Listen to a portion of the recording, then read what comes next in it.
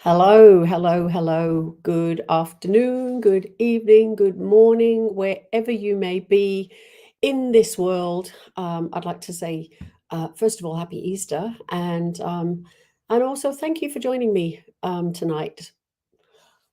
So I've had a very busy weekend, which is rather lovely. Catching up with family and doing all sorts of other stuff, and walking 20 kilometers. In fact, I've done 20 kilometers on 2 days, which is, yes, my body is beginning to feel the pain a little.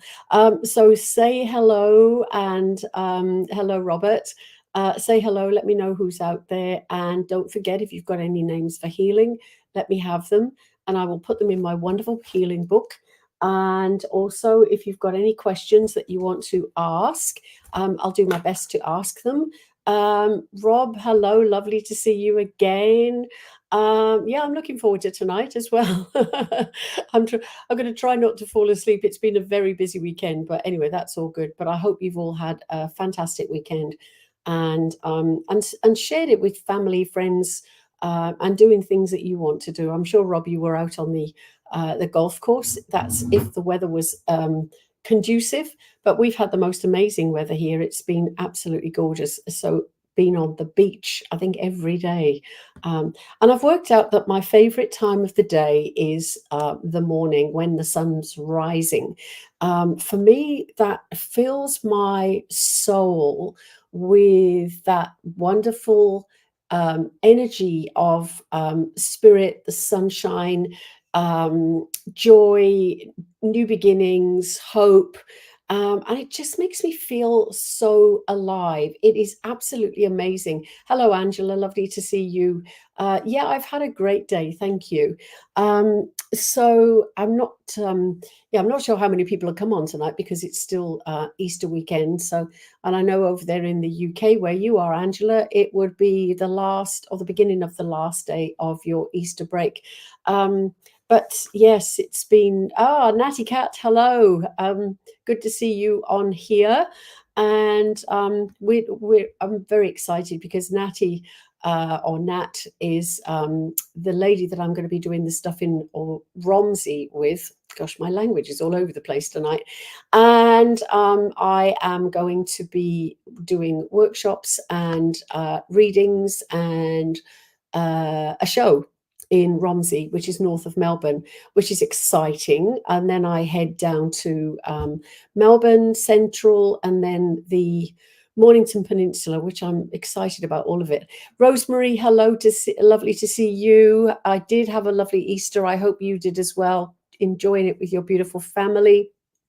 And I don't know what your weather's like over there, Rosemary, but looking forward to coming to see you at the end of the year, October, November, which is when, again, I will be doing workshops and readings and shows, and anything else that I can throw in while I'm at it. And I'm going to be busy driving my lovely motorhome to all of these places.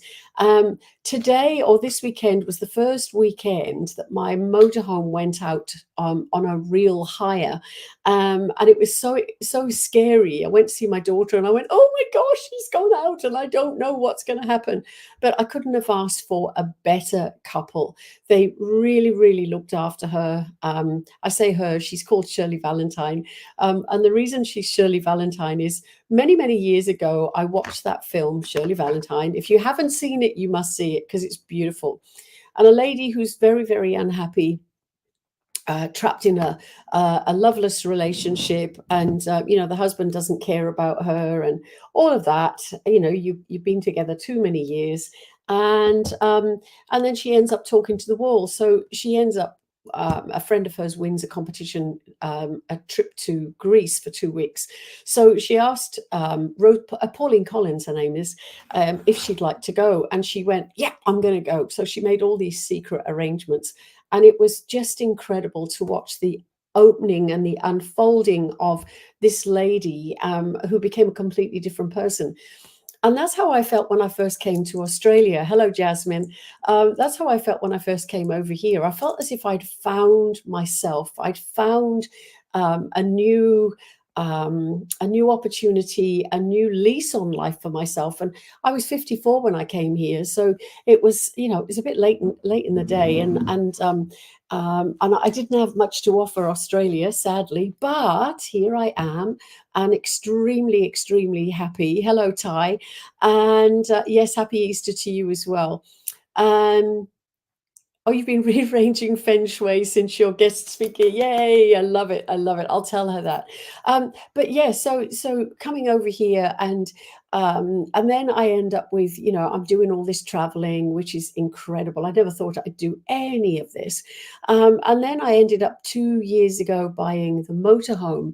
And I thought, well, what else could I call her except Shirley Valentine?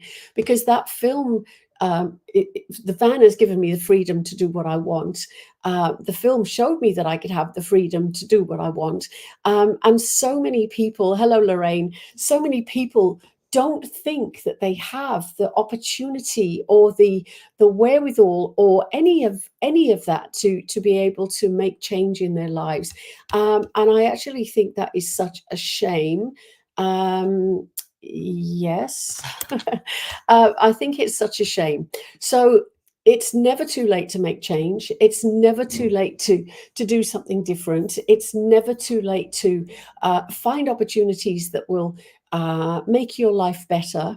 And so the film Shirley Valentine was a game changer for me. And it was funny because I actually went to Corfu, and I went about 8 times, and I reenacted the scene. And I don't know if any of you know this scene, but she sits and she said, I want to drink the wine um, where the grape is grown, which was of Greece.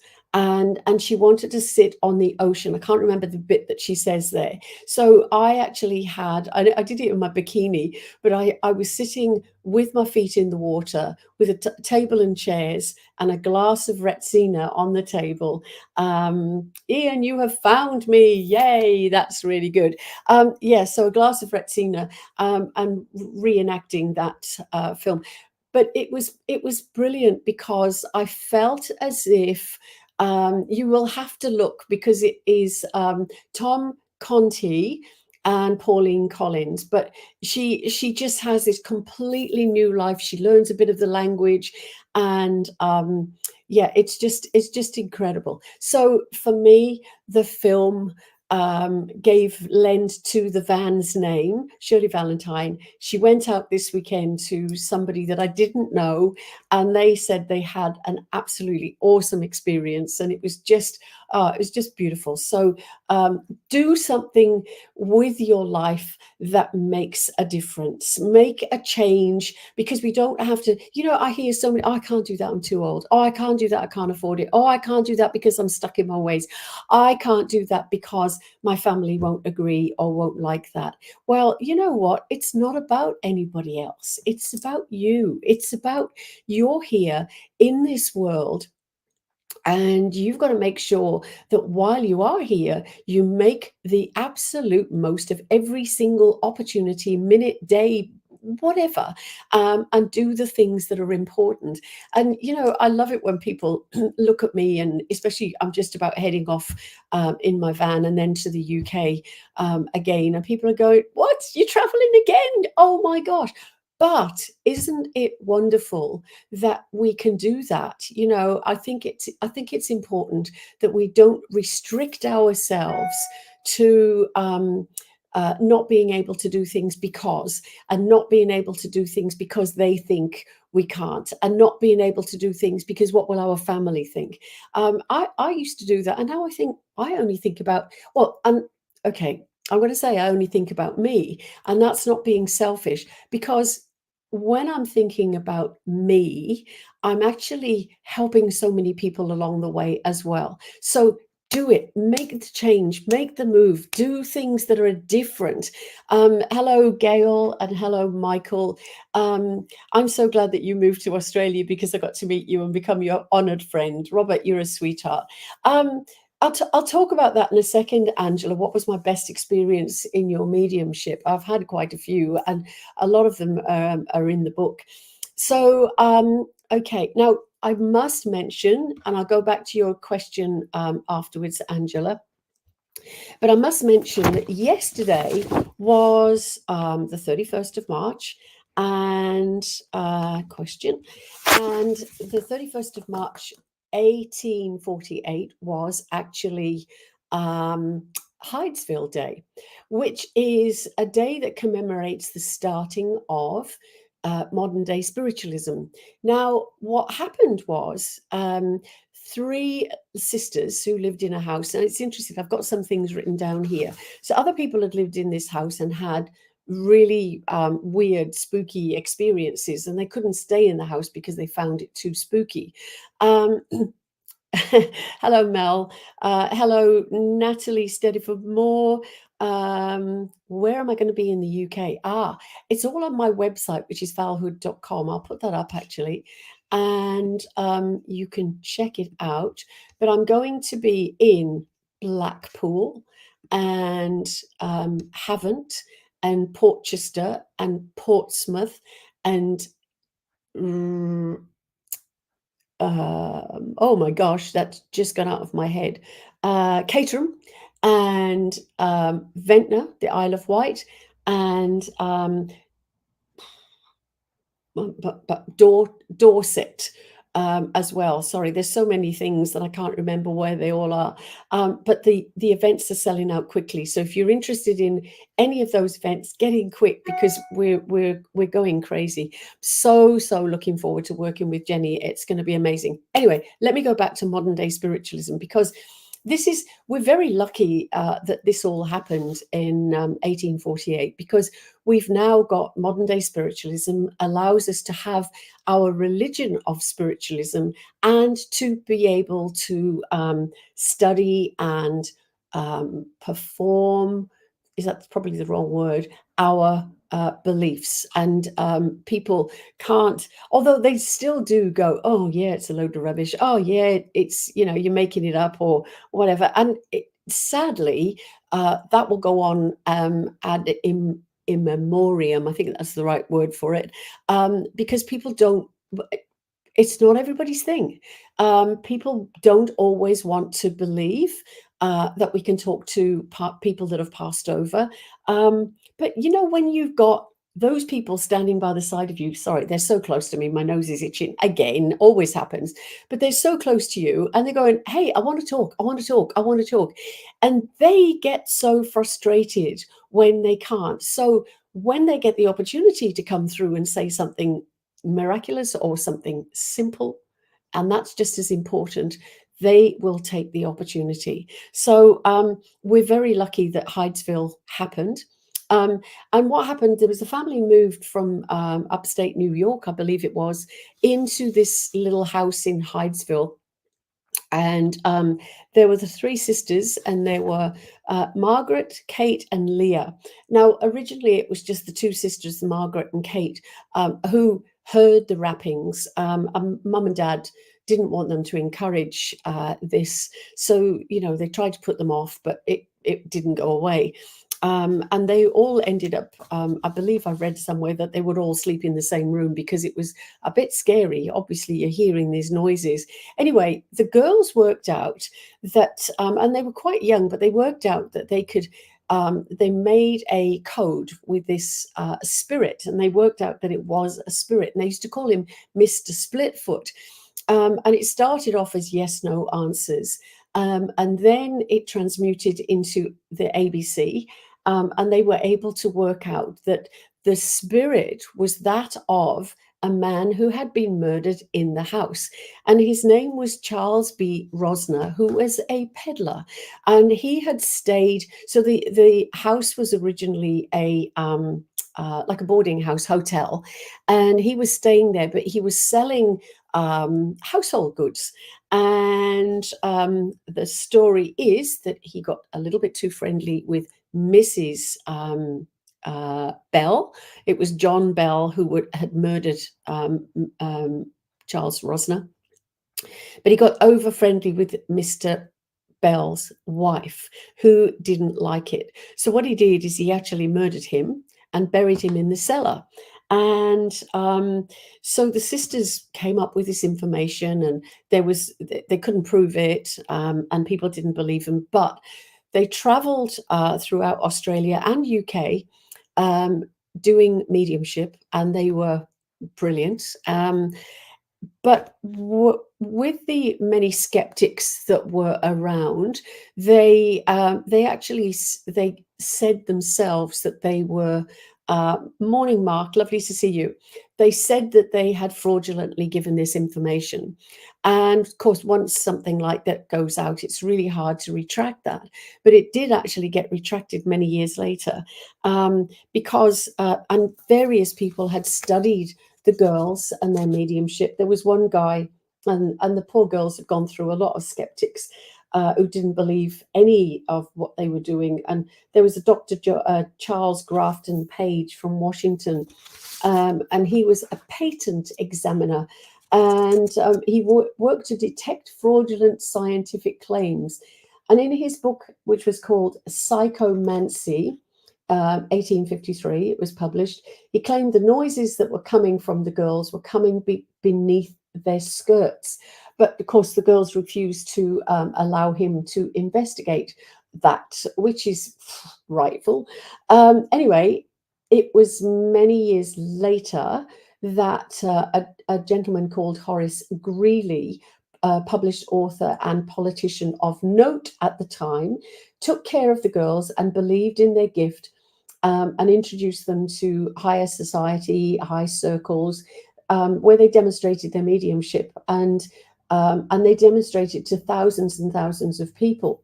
So these girls then were proving that what they were doing was mediumship, because they were bringing through proof of survival, proper evidence to do with, people that have passed over. And I love that, because when you bring something through, and there's only one person in the audience who can take it, and they go, absolutely, that was my dad or my brother or my sister or whatever. And that's what mediumship and evidential mediumship is about, is getting that absolute information so you can prove it. And anyway, the girls went on to marry quite well, and they still continued to travel.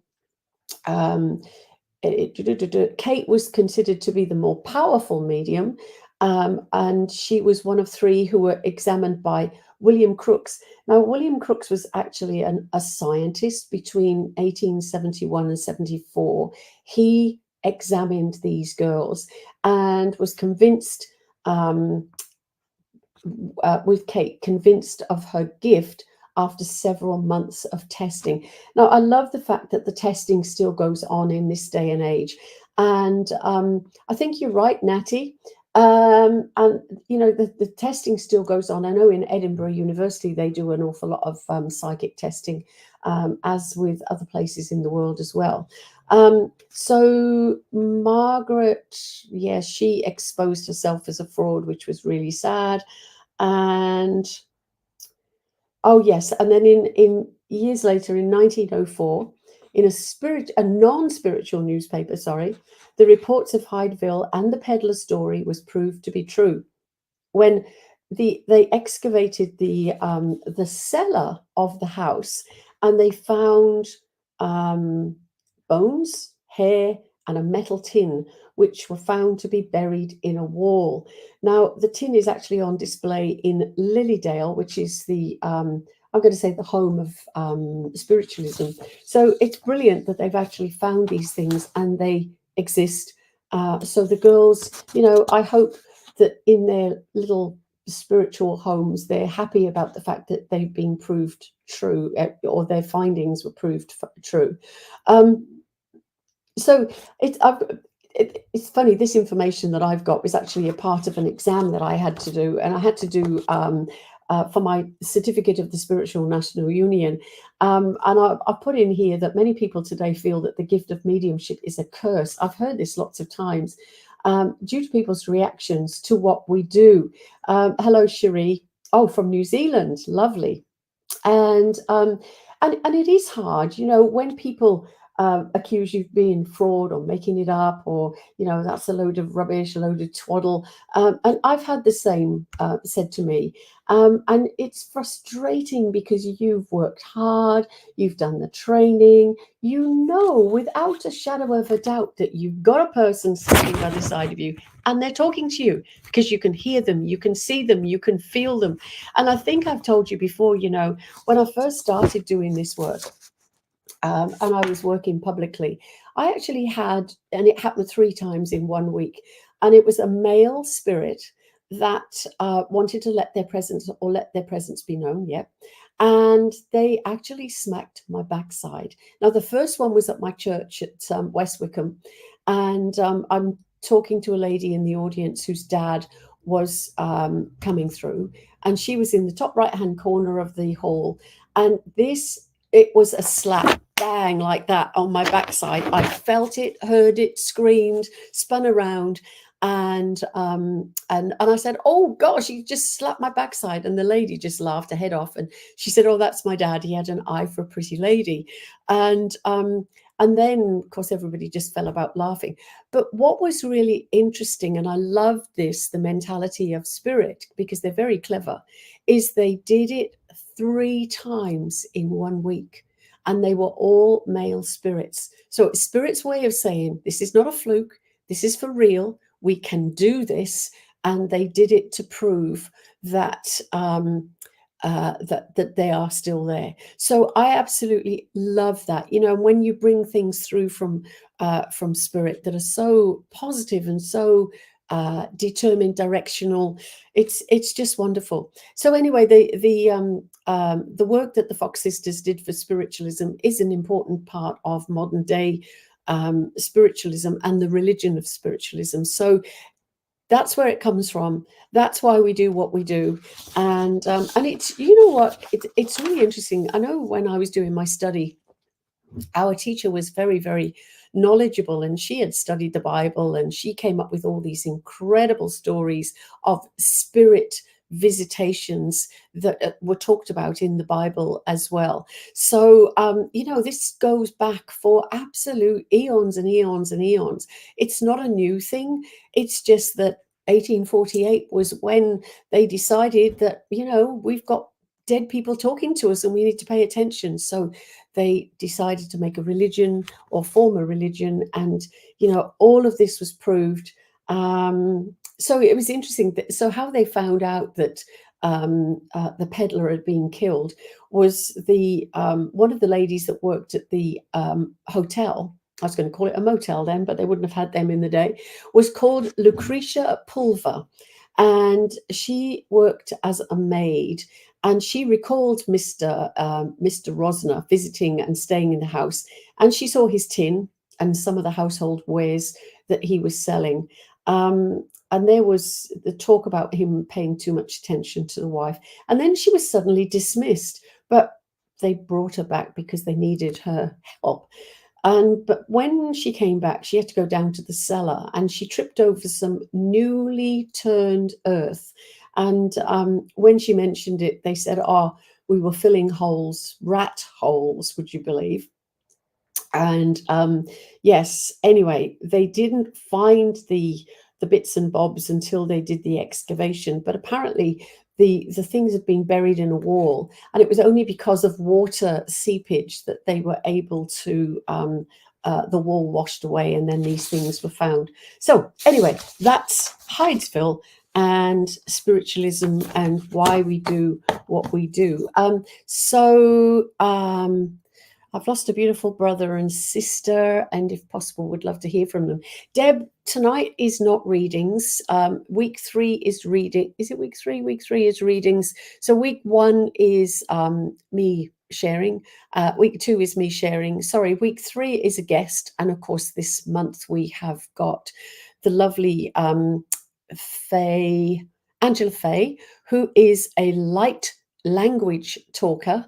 I don't know how else to say that, but she also does crystal mandalas, but her light language is incredible to behold.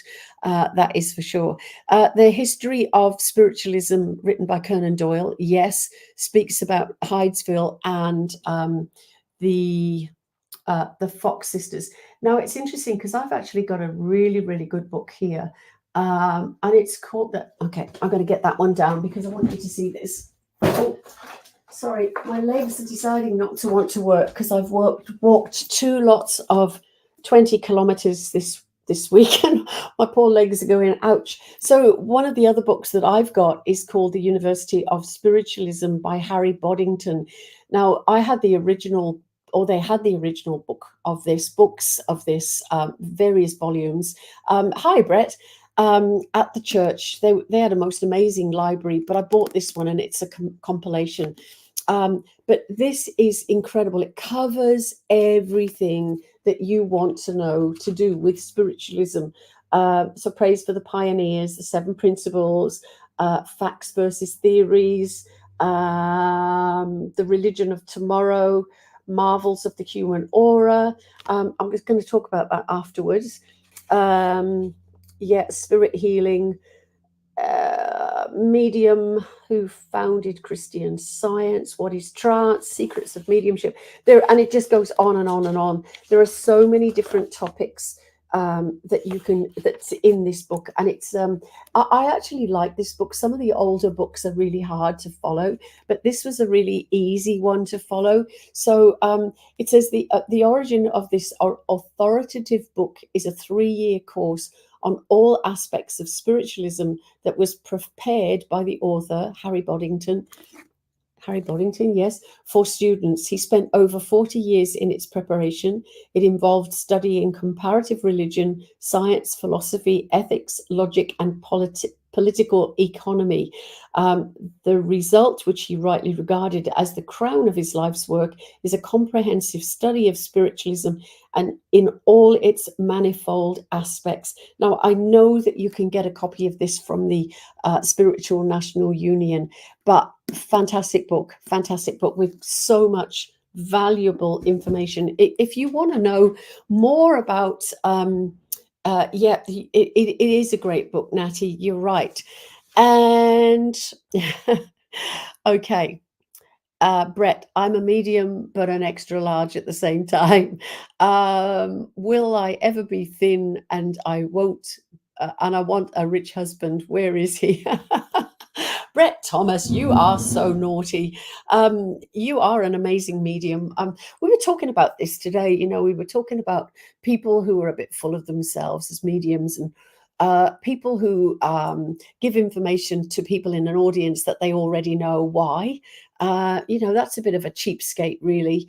But the whole point of giving information is that you bring, and even if, and I know, Brett, you do this and I do this, if we've got people in the audience that we know, we will give information that we do not know about that person.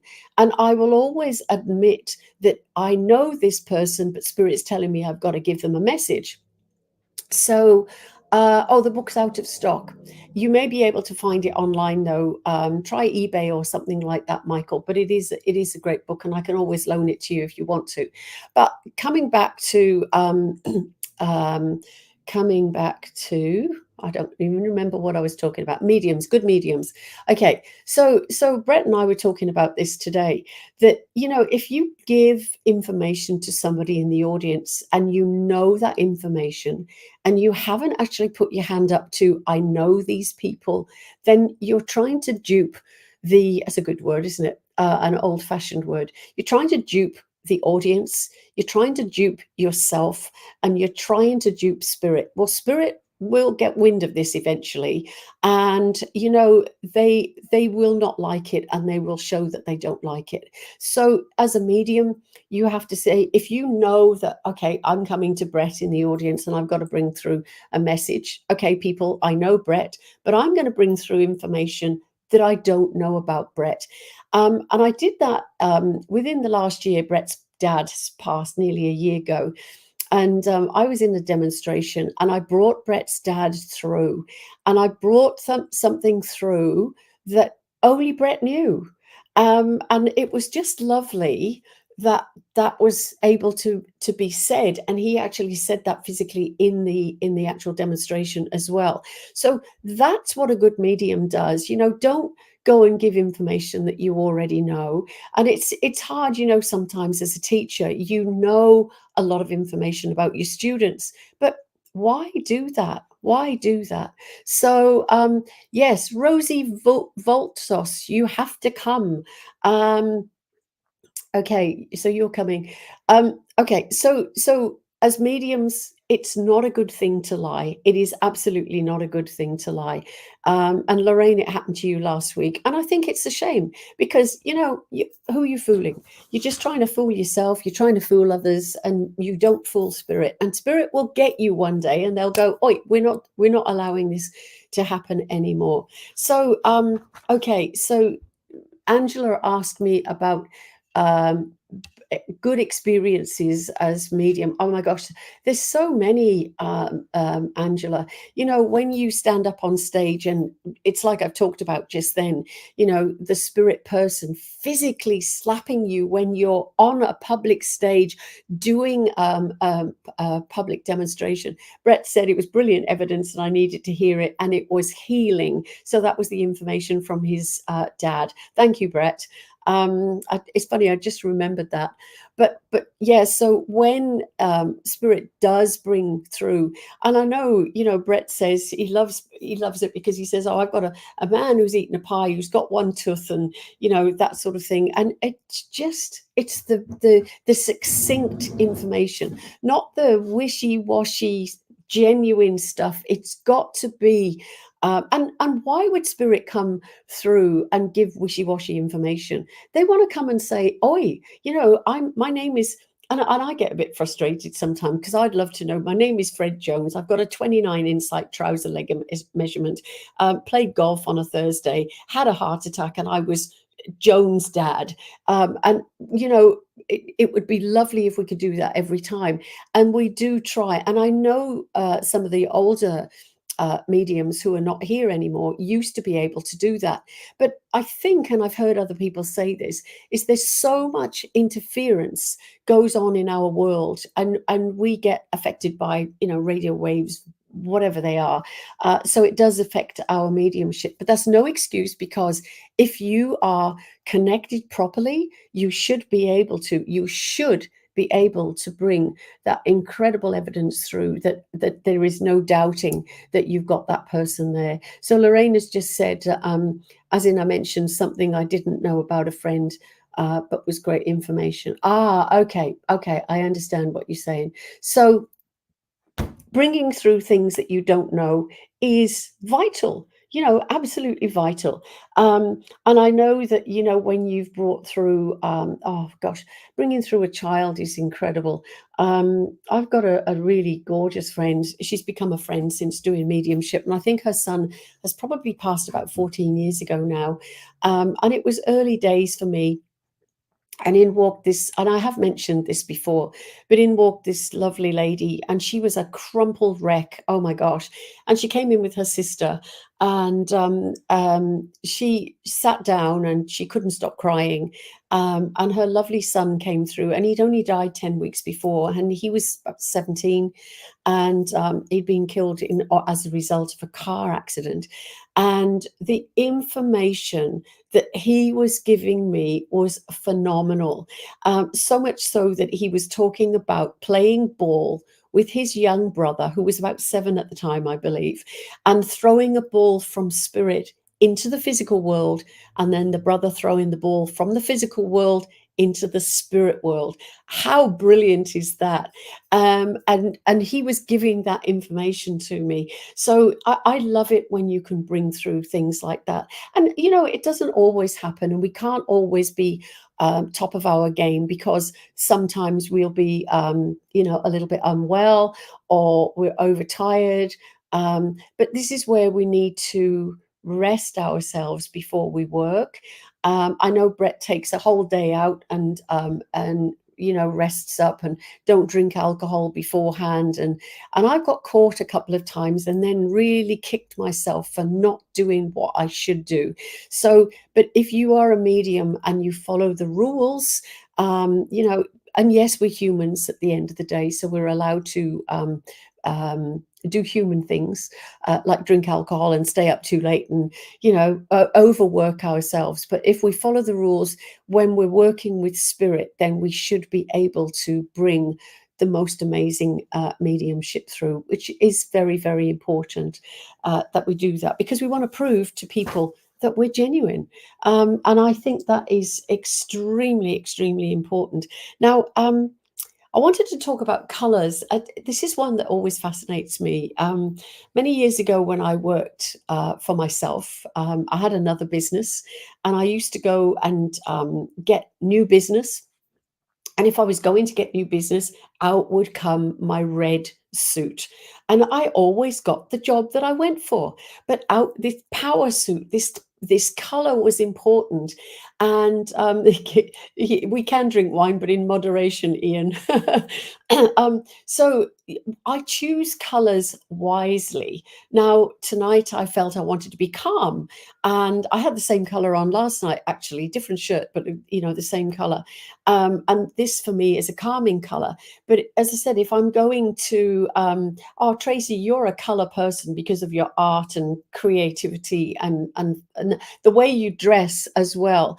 And you call them red undies days, Brett. It's really funny. When Brett wants to do a good mediumship demonstration, he puts his red undies on because there's the power, there's the energy that he needs. But yep, so when I used to go and do these business meetings, the red suit used to come out, or the red shoes was another one.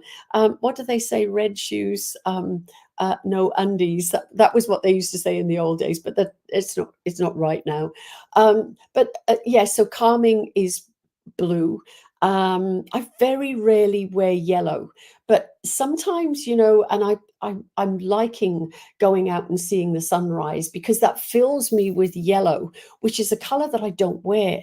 But every now and again, I'll wear something yellow and I feel bright and sunshiny and uplifted. And it's almost like I feel the sun's rays in my auric energy field. Lorraine, better late than never. We love you anyway. So I'm really happy to see you. So the different colors that you choose. Now, green is a color that I never ever choose. However, oh, you've got 10 pairs of red shoes, Tracy. You are so funny. And you've got some incredible shoes. So I bought myself a green dress a couple of years ago. I've worn it twice and I never feel comfortable in it because one, it's a dark green. And so two, the whole feel of the dress is dark. I showed it to my daughter who wears a lot of green and she went, no, I don't like the fluffy sleeves. So she wouldn't have it. So I'm getting rid of it anyway. But I saw a dress last week and it was white with this beautiful leaf green and patterns on it. And it was just gorgeous. I nearly bought it, but I resisted the temptation. But it was different because it was lifting and it was light, whereas this darker green is just not good for me. Red is a very powerful color for me. Pink makes me feel soft and calm, and it also lifts my heart and makes my heart feel better. So and it's interesting. Many years ago, when I first used to see spirit, my brothers and sisters and myself all used to see my grandmother, who happened to be a medium herself. She was a tea leaf reader. And we used to see her in orange. Now, I never knew what the orange was, but she was in orange, always dressed in orange. It didn't matter which one of us saw her, we saw her in orange. And of course, it's the sacral chakra, but it's also about spirituality. And of course, she was a spiritual person, as in a reader. But I found today some information that I picked up from a Paul Jacobs lecture about colors. And he talks about orange. And I was quite fascinated by this when I got this. Paul is a great teacher, by the way. So orange is the main healing color, and it's the safest color if you want to do healing. And it says vitality, sun, and life. And the healing quality is alternative therapy and spiritual healing. It also helps mental health and helps anybody going through confusion. And it's about self-assessment, where you are at in your life at the moment. Gail says she doesn't wear green, not drawn to it or feel comfortable in this color. Pinks and blues feel good. Yeah, and I'm exactly the same. Pinks and blues. I've got a whole wardrobe of pinks and blues. It's interesting because my school uniform color was red. And when I left school, didn't want to wear red ever again, but red seeped its way into my wardrobe, and I've got a big red section, I've got a big blue section, I've got a big pink section, and I've got a very few. Do you know orange is a color as well? My cousin says to me orange is not a color that suits me, but I always feel amazing in orange. So okay, so where I'm at life, self-assessment, so that makes sense for me. So yellow is the mind, knowledge through study. So maybe yellow is also to do with digestive problems. And yeah, how many of you wear yellow? It's not a color that I really particularly like. Green, yeah, it's a mid color of the spectrum, main color of service with caring. And yet it's interesting because I don't like wearing green, but certain tones of green are good. And of course, green is the heart color as well as pink. So green and pink are both the heart color and heart chakras. Um, Green, the negativity with that is disharmony, leading to disease, nervous system, which can cause skin problems. Um, so Nat has just said she was doing some healing on her horse, who the vet wanted to put to sleep. And I saw an orange pair of hands go into my Nene horse, yep. And he reacted and chased me down the yard, biting me, but made a full recovery. The vet said she felt like I made her job obsolete. Absolutely love it. Not me, though. It was spirit hands. Of course, it was spirit hands. I love, when I'm not well, I ask spirit for healing. I know they will give it to me. I feel it. And I send healing out to people, distant, or if I see them, or, when I just touch somebody, I know that they're getting that healing energy from me, and they will get all sorts of different color rays that come through, which is great. And Mark, you wear red when I'm sure I've seen you, Mark, in a red waistcoat.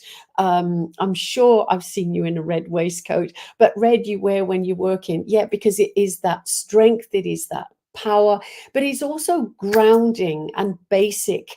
It's the basic color. I don't know what Paul's got for red in red. Um, it's more of a male color than a female color, so that's probably I always wanted to do male things, never wanted to be a girl. I always wanted to be a bloke and do men stuff. So it's about stubbornness and passion and determination, so that's really good. Tracy loves green as long as it's a bright green. I've got pictures of you with bright green on, as well. Emerald, but I also wear pink. And I love with you, Tracy, is you mix the bright colors, and you've got such incredible strong colors that you put together. And I would never, never, never dream of doing that. But when I watch somebody like yourself that put those colors together, and you go, what do they say? Blue and green should not be seen. But you look at Tracy Affleck and she'll put blue and green together every time, and they work. So red, purple, yellow, orange, but not much blue, funnily enough. Okay.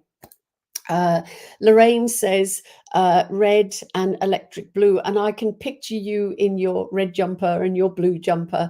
Yeah, and red is the basic chakra as well. And I feel that it's a lot of grounding. It's a lot of a lot of what I want to say, healing, obviously, but it is bringing you down to earth, is making you stand in your own power, if you like. So what other colors have we got here? It's funny because I do the chakras and I do the chakra colors slightly different. So I do red, orange, yellow, and then pink or green, and then blue for the throat, purple for the third eye, and then silver or white for the crown.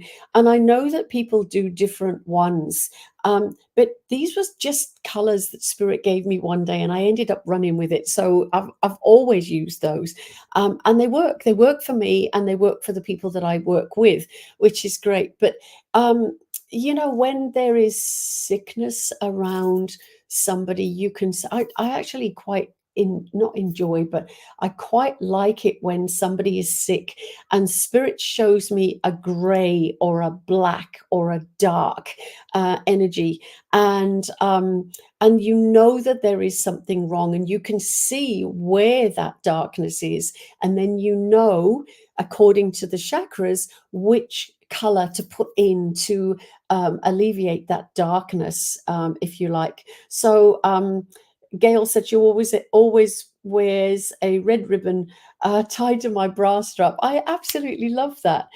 It's like the ladies who wear the pink rose quartz in their bra, and then they forget at the end of the day that they've got it in there, and then they take it off and almost knock somebody's eyes out. I think that's brilliant. But a red ribbon is brilliant.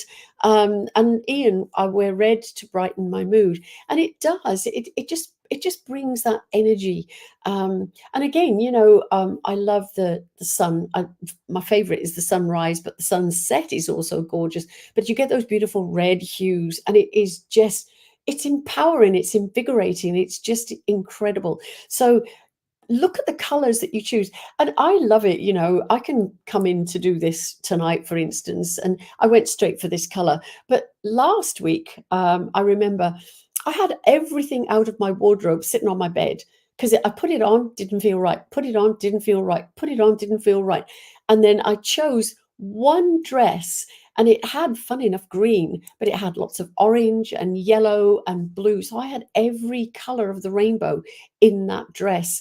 And it made me feel really quite magical and quite uplifted. So I need to pay attention to maybe not one color at a time, but like Tracy said, you know, mix the colors, and be daring with those colors as well.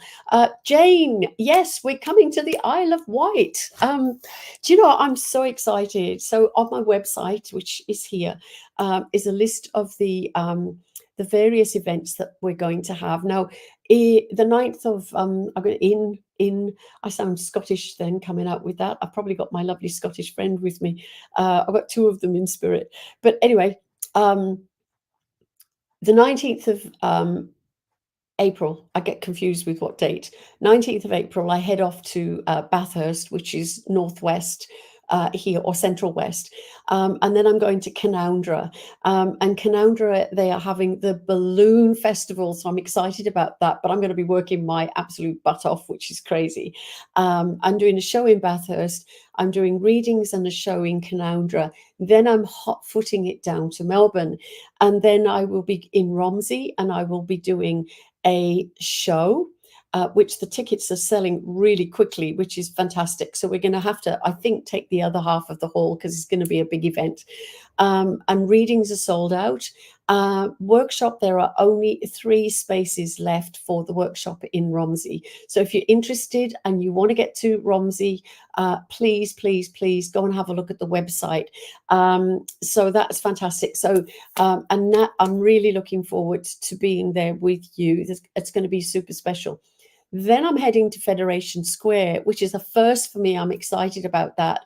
And I will be doing 2 shows in one day at the Edge in Federation Square, and then readings. I just bit my tongue. Readings all day, which is going to be a killer. But oh my gosh. Now, I know that I have certain things that come up on my screen, and I have a thumb. When I do a thumb, I usually get, there we go.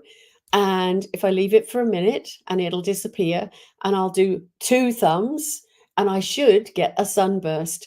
But I've never had the balloons before. That is incredible. So I don't know what's going on, but I'm excited about balloons as well. So Federation Square, which is exciting.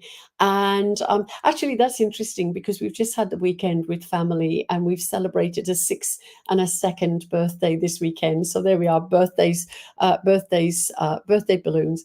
So then from Federation Square, I'm heading down to Mornington Peninsula. I've actually got a couple of days off, which is really cool. Catch up with some family, and then I'm doing a retreat. And as part of that retreat, I'm actually doing a mediumship demonstration. And then stupidly, I booked everything too close. I really thought I was flying to the UK on the 10th of May, but it happens that I'm actually flying on the 6th. So I leave Melbourne on the 5th of May, and I've got a 12-hour drive to do before I get to Sydney, and then I fly on the 6th of May in the nighttime. Thank goodness it's in the nighttime. And then I'll be in the UK for 4 weeks, which I'm super, super keen to see. And Jane, I'm going to give you the biggest hug. And I know that will come from Dave as well, our beautiful, beautiful friend.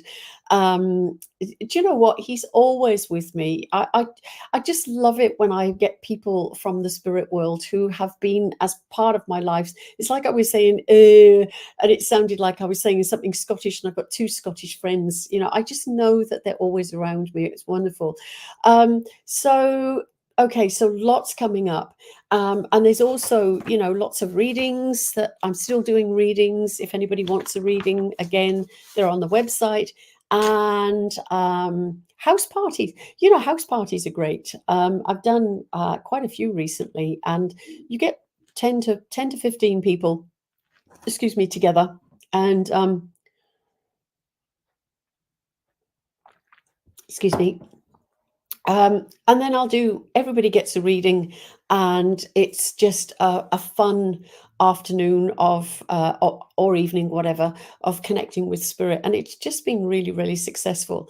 I'm going to be doing more shows. I know I've got another one coming up at the Two Doors Up Cafe, because he's extremely keen for me to be there. But I will be doing some more shows, and there are some more dates coming out in the Sydney area.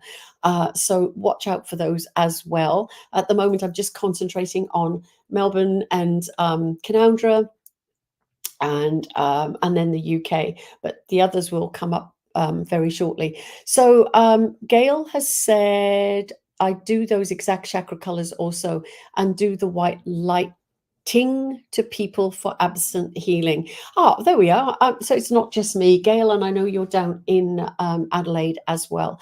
So okay, we haven't had any names for healing, and I've rabbited on.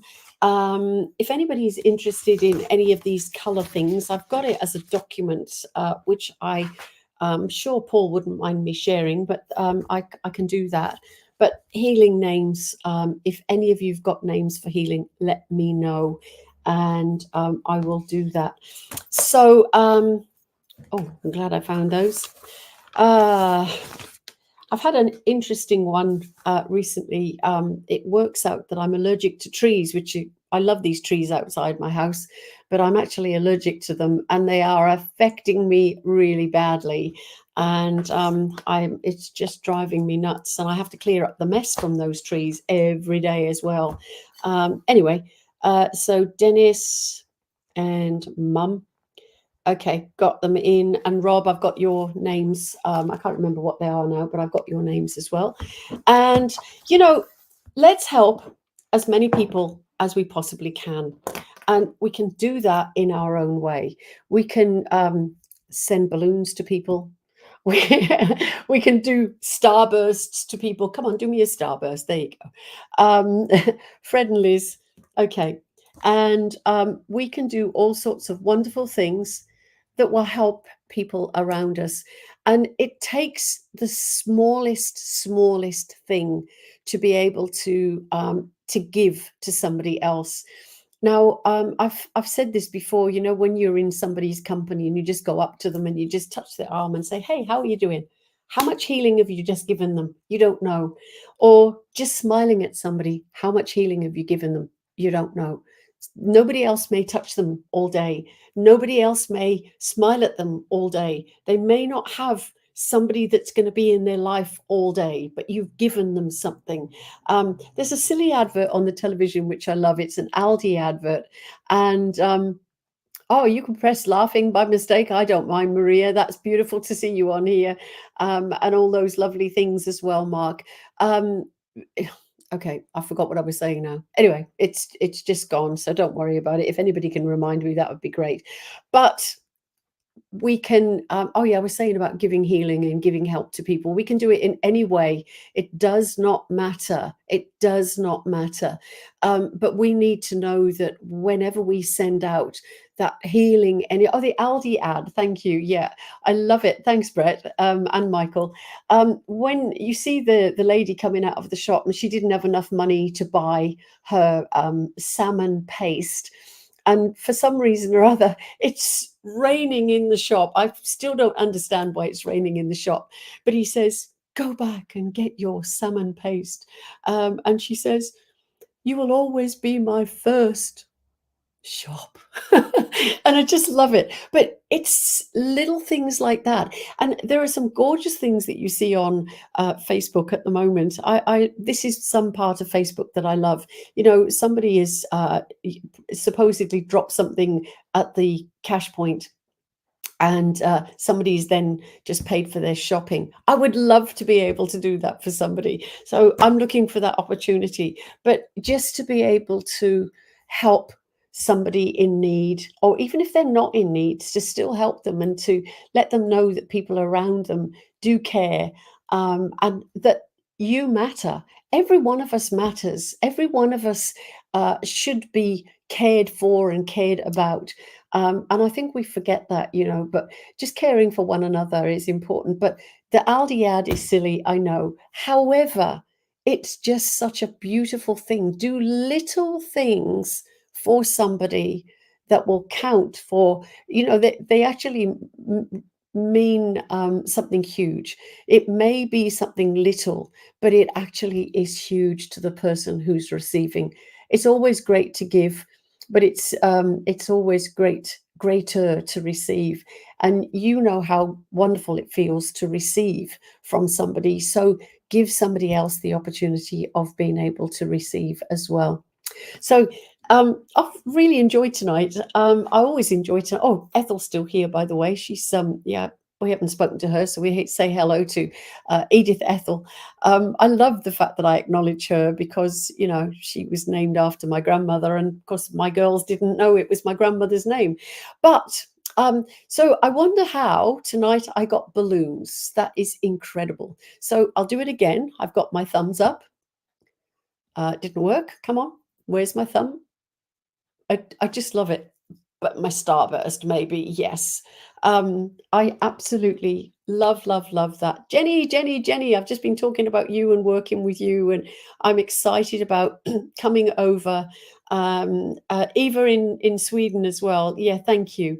I'm looking forward to coming over and working with Jenny. Jenny and I have such fun with the work that we do, and I think that is important. It doesn't matter what work you do. I think it's important that you have fun. And years ago, I used to watch mediums on Platform, and they were all so serious. And they were like the Mr. Chumley Warmer, yes, the BBC presenter, and they used to be so flat. But yeah, we actually do this with a lot of fun and laughter. And yeah, the Canowindra Balloon Challenge, of course, it's the balloon festival, and I'm excited. I've been up in one of the balloons. Brett's got a cousin who is a balloon champion, and he took me up in the balloon. I don't know if I'll get the opportunity this time, but that would be really magical. But the balloon challenge is an interesting one. All these balloons go off at a certain time of the morning, and it's usually early. And there is a key that is placed on top of a pylon, tree, whatever you want to call it, and somebody has to get the key. So it's the first one who gets the key is the that is what the challenge is to get the key.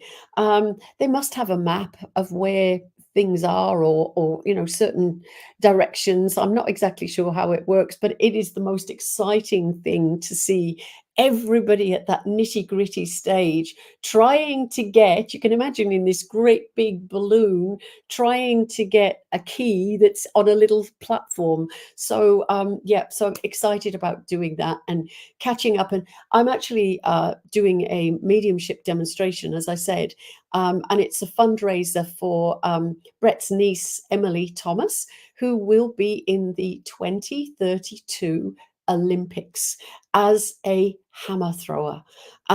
It's incredible that she's a hammer thrower, but she is so, so good. So anything we can do to get Emily there, we will do exactly that. So Lorraine said she was in the middle of a FaceTime reading and got the balloons. It must be this artificial intelligence stuff.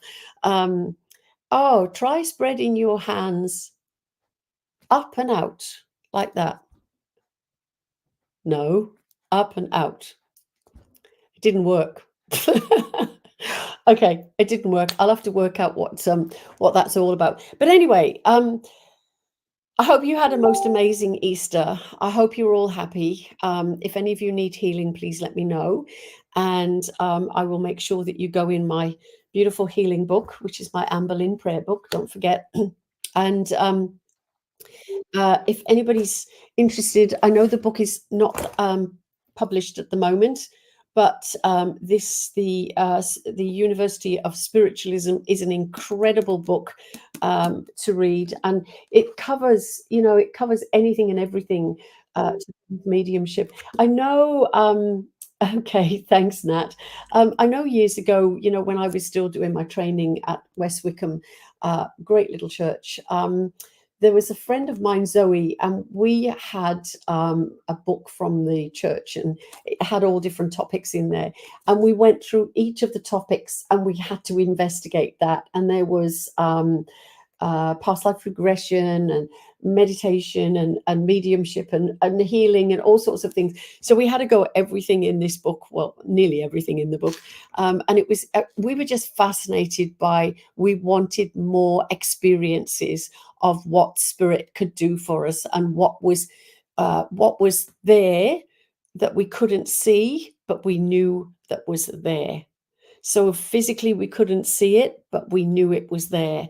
And that's the important thing. You know, your loved ones, you can't always see them, but that doesn't mean to say that they're not there, because they certainly are, and they will let you know in any way that they can be there with you. So when you have somebody in the spirit world and you're still missing them, because we do, you just need to talk to them as if they're right there, right by the side of you.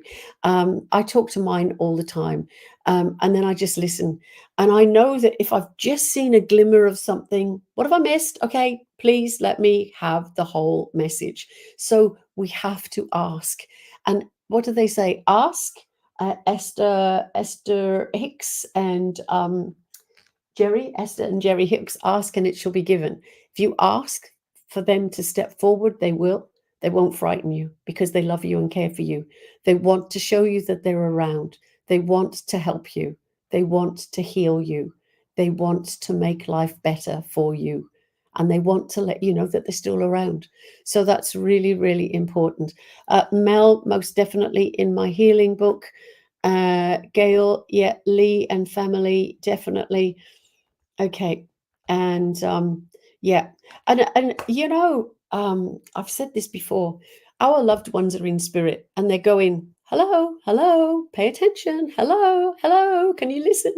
And they must get so frustrated. You know, it's like when, okay, for instance, when your mum was still here, for instance, Mel, your mum was still here and she'd be in the room. If you didn't talk to her and you didn't pay attention, I'm sure she would have got really uppity about the whole thing. So you need to remember that when she was here, she liked you to give your attention to her and talk to her. Well, this is exactly the same. So Mel's mum, you are still here, and we're going to talk to you, and we're going to pay attention, and we're going to watch what happens in my day. So Mel, you need to pay attention and just know that your mum's there. Okay. All right. I think I better stop. I'm surprised my voice has held up because it's been really rubbish again this week. I've had a really rotten week. However, um, Adele in healing, absolutely, Nat, most definitely. She's in, and she's been, oh my gosh, she's been given a life expectancy that is far too young to be getting her wings. Hard news to process for us all. Okay, so much love and so much healing. And, I know this is not the right time, probably, but when we come into this world, we come in with an agenda. We have a lesson. We have a job to do. And when we've actually done that, I know this may be a bit controversial, but I've seen experience of this. When we've actually done the job that we're meant to do, then it's our time to go. So she must be one very special lady, Nat, that has done so much and touched so many souls without even realizing that she's done that. I feel that there's somebody in the spirit world that is extremely close to her who's waiting to take her hand. So maybe you could just tell family that. But yeah, and I know she's young, and I know it's hard to process, but she has done what she was meant to do. And again, I know that's a hard thing to process, but remember your loved ones are around you. They help you all the time. They want to help you as much as they possibly can. So just please, please, please um, know that you're. Oh, okay, just saw another message. Know that your loved ones are there working with you. And should we try it just one more time? So we're going to do the thumb and nothing happens. Try it again. I think you have to do it with gusto. And then we're going to do the double thumb for see the sunburst. They love the sunburst, but I don't know about the balloons. I'm not sure about the balloons. But anyway, I don't know what it was I did, but I did something and the balloons popped up. So you'll all have to try this because it's a bit of fun. I know that when I've had people, especially if I'm doing readings, people get all excited.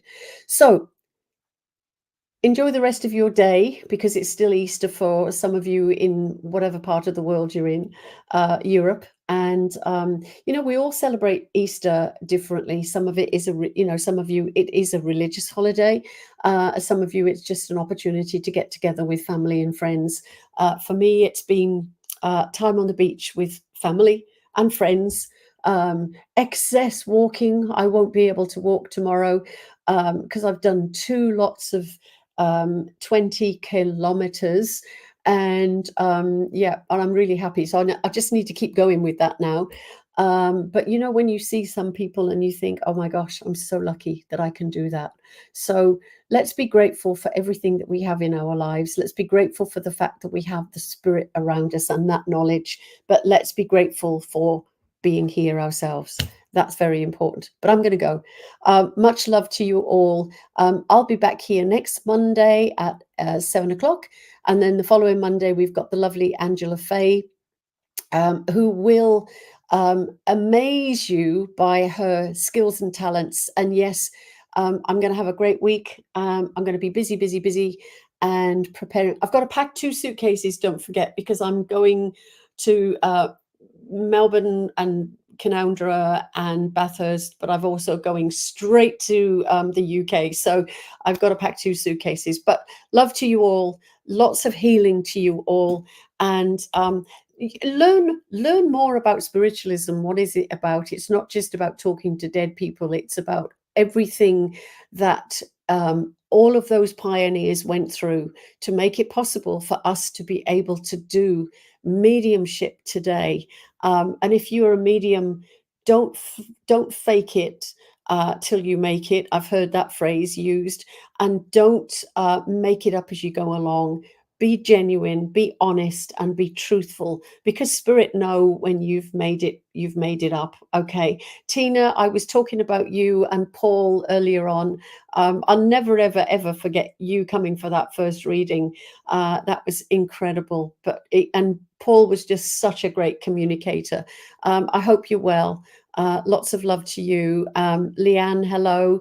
And yeah, and work with integrity. Absolutely, Lorraine. You know, and you know what? I saw I was going to stop. Many years ago, some of you will have heard of Tony Stockwell. Hello, Roger. Tony Stockwell is an incredible medium. He's very, I'm going to say precise. I want to say slow. He's very precise in how he talks, not like me, where I rabbit, rabbit, rabbit. He assessed me once and said, I can't fault your mediumship, but you speak too fast. Okay, I can't help that. But I saw him do a demonstration of mediumship with two other people. So there were three of them on stage, and they all got up in the first half and did their bit, and it was great. And in the second half, he came up and he got up on stage and he stood up and he said, I've actually got nothing, ladies and gentlemen. I'm going to sit down. Oh my goodness me. Did he go up in my estimation? Because he didn't lie. He didn't make it up. Another time, I was seeing in the London area so many mediums who were just making it up, faking it, and just conning people. And I loved the fact that Tony Stockwell, as famous as he wasn't quite as famous then, but he didn't do that. He was honest and genuine. And that's what we need to do. If we haven't got anything, we say, I'm really sorry, I haven't got anything, and I'm going to sit down.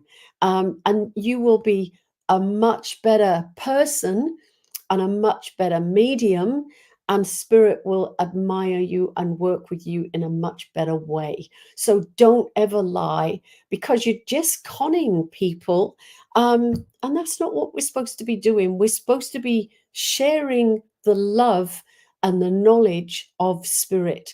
You know, and those poor little people over there, I said poor little people over there, they're not poor little people, but they're over there, and they go, for goodness sake, you know, she's absolutely rubbish, we won't come and talk to her ever again. But I don't know how they get away with it, but I've seen people do it time and time again. So let's have that integrity with mediums that you see. And do you know what? Again, if you see somebody that is doing it wrong, call them out. I'm doing that, and I don't care what people say, because for me, it is about the honesty, the integrity, the working with love and compassion. And when you make it up as you go along, that's not doing any of those things. And as I said, Brett and I were talking about this yesterday or today, and it is so important that we do this properly. Otherwise, we're just going to give mediumship, our work, a bad name. So Leanne, definitely, I hope you're okay. Ah, oh, okay, Leanne, you're in my book. I've just put your name in, most definitely. Give me a call this week if you get the chance to. And yeah, Mark, you said you did that once. You stepped back and you asked your fledglings to work instead. And that takes an awful lot of courage to do that. You know, they're supposed to be the baby ones, and you're supposed to be the expert. But if you're wrong, and if it's not going to work, and if spirit's not there, you can't do it. So 100%, absolutely, Lorraine. So let's do this properly, people, and let's make sure that, you know, if we see the ones that are making it and faking it until they fake it till you make it, my goodness me. And it was a teacher that said that. If you see people who say that, you need to, don't. Anyway, love, healing, energy, lots of, enjoy the rest of your Easter. I will see you next week, and I look forward to seeing you all. And any questions, send them to me and I'll cover them. And any healing names as well. Anybody that watches this afterwards, please let me know the names for healing. But if you want any information on the events that I've got coming up for the rest of the year, they're all on my website, which is up here. Okay, all right, lots of love to everybody, and take good care of yourselves. And remember, be kind to others, but most importantly, be kind to yourself. Okay, bye. Bye.